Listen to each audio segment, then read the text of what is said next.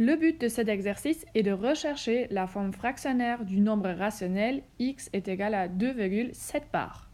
Comme le développement décimal périodique donné possède une infinité de chiffres 7 derrière la virgule, l'approche introduite pour les nombres décimaux n'est pas applicable pour ce nombre et également pour tout autre nombre rationnel admettant un développement décimal périodique infini. D'après cette approche présentée dans une vidéo explicative antérieure, il fallait dans ce cas placer une puissance de 10 composée d'une infinité de zéros au dénominateur de la fraction. Ce qui est impossible puisque le nombre infini est indescriptible, il n'a pas de sens concret. Par conséquent, il faut utiliser dans une telle situation, donc pour un développement décimal périodique infini, une autre démarche afin de déterminer la forme fractionnaire. Avant tout, on essaye de s'en débarrasser du nombre infini de chiffres derrière la virgule. Et afin de parvenir à ce but, on multiplie dans une première étape le nombre donné x par 10, ce qui nous donne le développement décimal périodique de 10x, qui est égal à 27,77777, etc., donc 27,7 bar.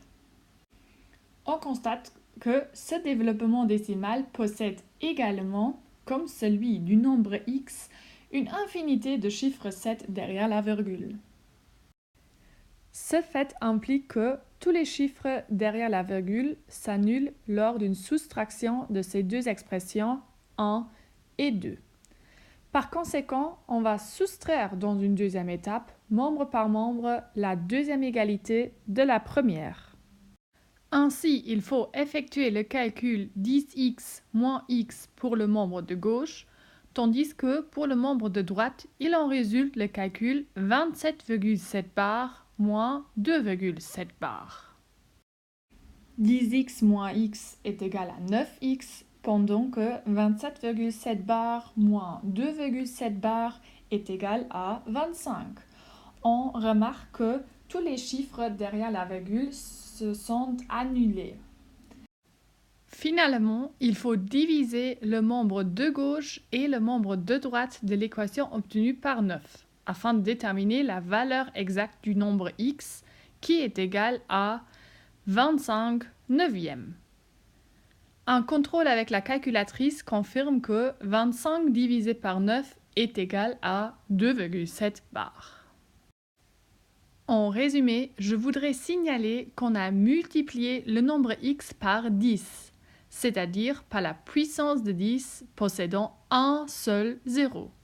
On a choisi ce nombre en raison de la période du développement décimal périodique qui est égal à 7, qui est un nombre composé d'un seul chiffre.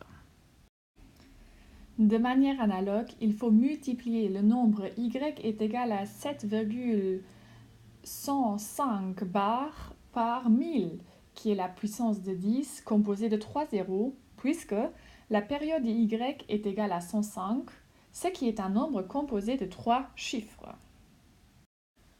En comparant les développements décimaux de 1000y et y, on constate que les séries derrière la virgule coïncident.